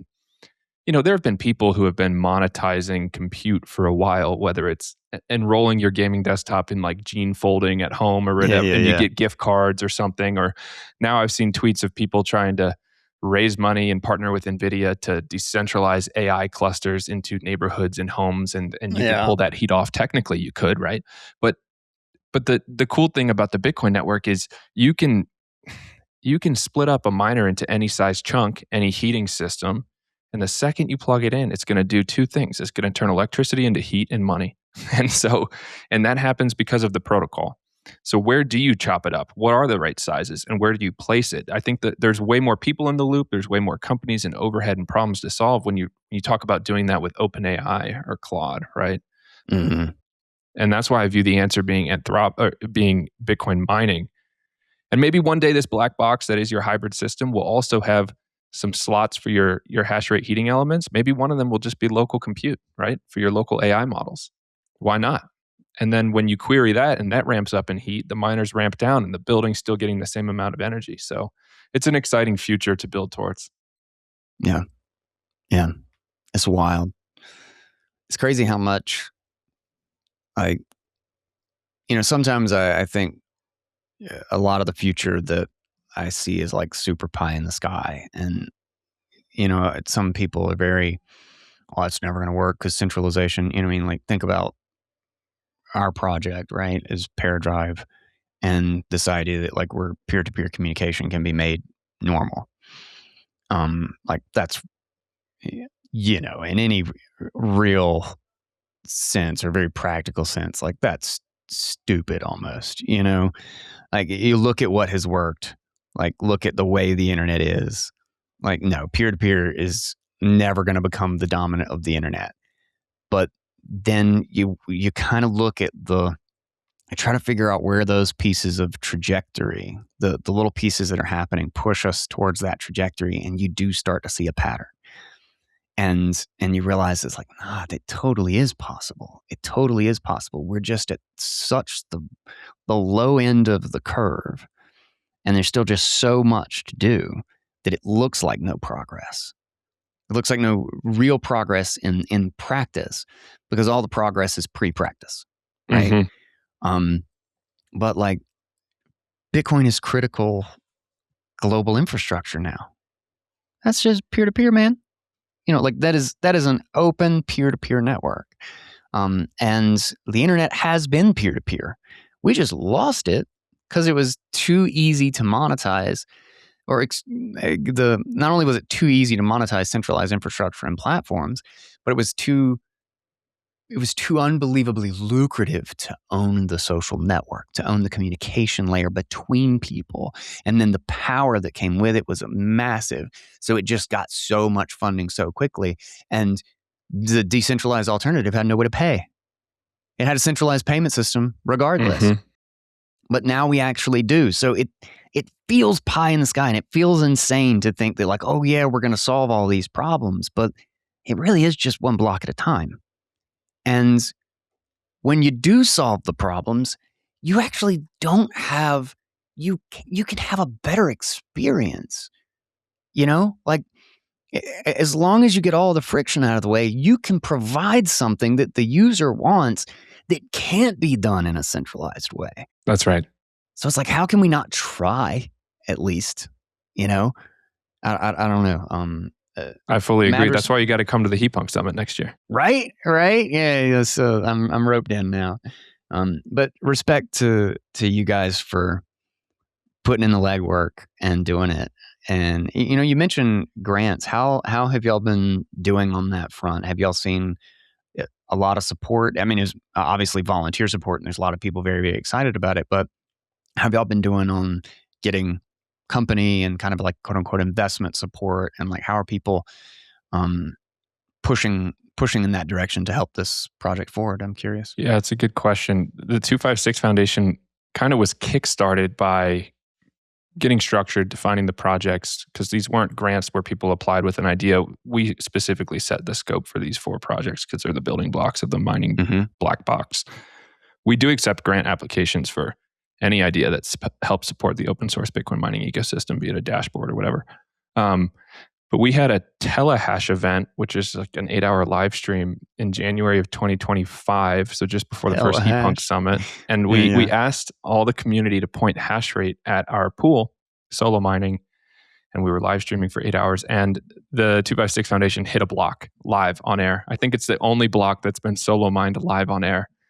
My God. That served the initial funding. I heard about that on Noster, but I don't think I realized it was for this. I didn't realize that's what it was attached to. Yeah. That's amazing. We've had some supporters from various companies ranging from Foundry and Heatbit and Proto and HRF, now recently the Mara Foundation. So I think we're starting to build some attention specifically from the larger players in the room, where we were talking about how I do think it's a critical de-risk step in their stack to have an open source alternative. So we're looking for funding because our developers, it's their full-time job. They wake up, they have families, they have to pay rent and food, but they are building these open source building blocks. We have regular team meetings, project management, deliverables.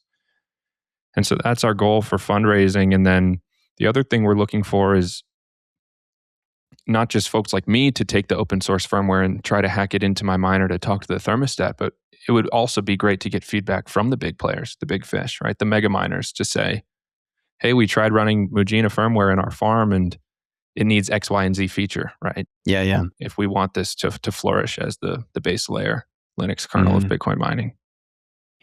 That's something that I'll just put a call out there to people. Is I think it's underestimated how important feedback is and how valuable it is.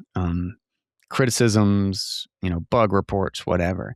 And I'll use an example. There was there's a coffee shop in my hometown that recently permanently closed. And I'll tell you why. Every time I ordered a coffee, it was different.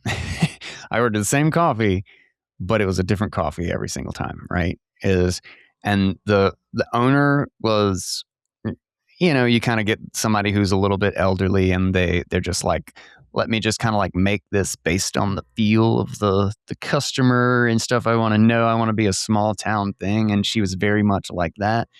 And then like randomly she would like a couple things that we ordered, like because she saw it was for our kid, she would like put whipped cream on it. And like, we didn't ask for that, those people, right? But I am like 100% certain that the reason she had to close that place, it wasn't because like the drinks were bad, but they were unbelievably inconsistent. You couldn't rely on knowing what you wanted. I bet she didn't get one piece of feedback about it. I never told her. Shame. She probably shut down just thinking that a coffee shop wouldn't work in that area. 100% totally the opposite. No, a coffee shop is perfect for that area. I always wanted to go to get a coffee because it's near the playground. It's like, it's actually a perfect spot. But I legit think probably people came in, it was a little bit slow and your drink was inconsistent. And I really just think that's what killed it. And nobody's going to sit down and write a card that says, well, I thought I ordered this and I randomly got whipped cream, or like I way too sugary this time and it wasn't last time. And, if 20 people had given feedback, she might have changed her business. She might have completely changed how she did it, thinking, oh my God, people are disappointed in me doing it this way.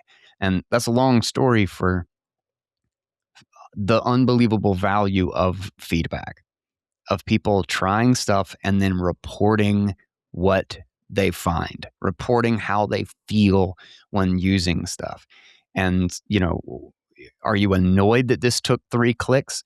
You didn't come back to it? Why? What do you think the reason is that you didn't come back to it? I just got a big survey from ppq.ai, which is a tool I really like, but I don't use it a ton. But I do use it, and I don't give a crap about. I'm not going to go leave an Amazon review or like those big companies can deal with their shit, right? They're centralized anyway. I don't want them to survive.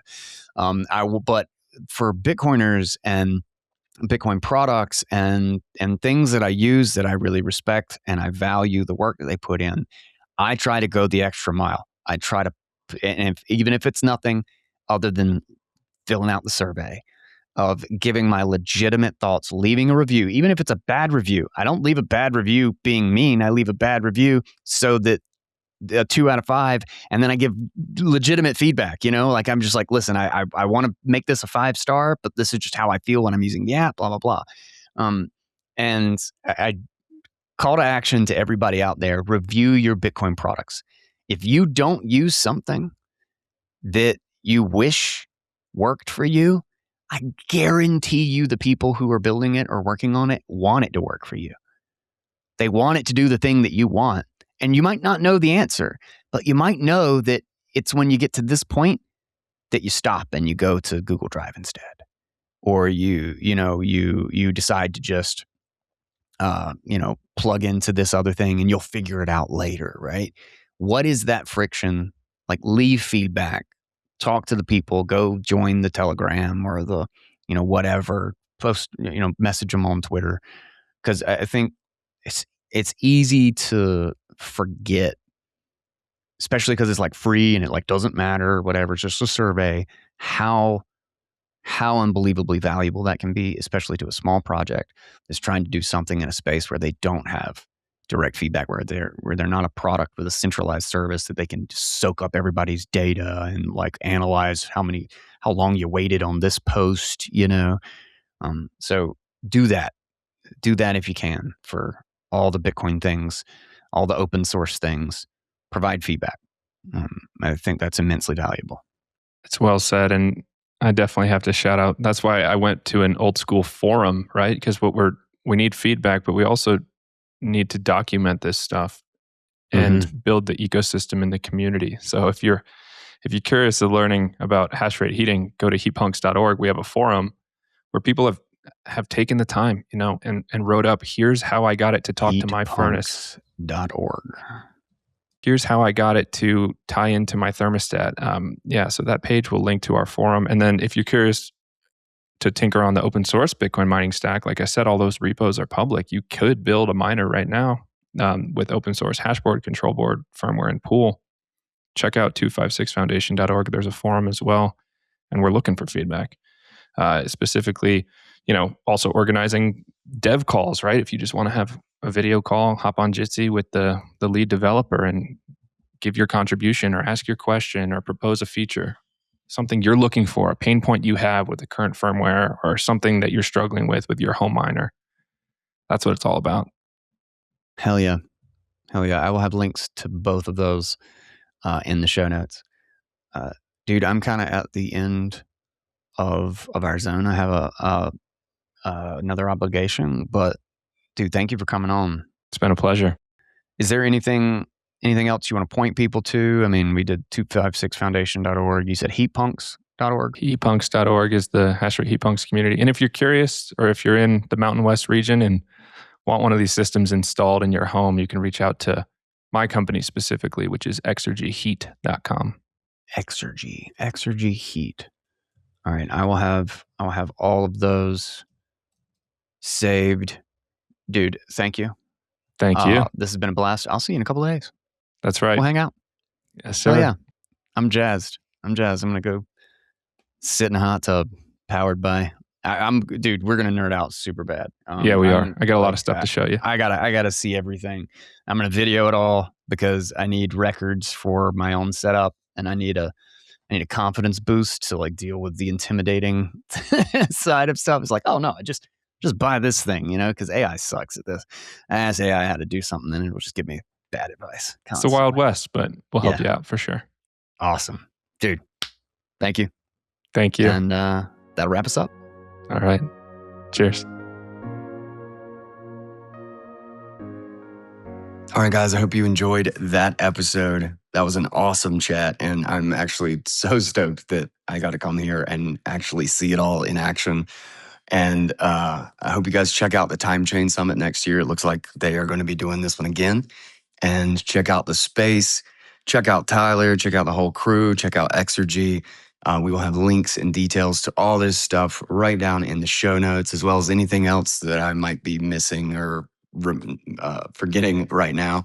But I'll have everything put down right in the show notes so you can check it out. Don't forget to get your Bitbox and your discount code. Don't leave sats on the table. Put them in your Bitbox. And until next time, guys, I'm Guy Swan. This is Bitcoin Audible, and that is our 2 sats.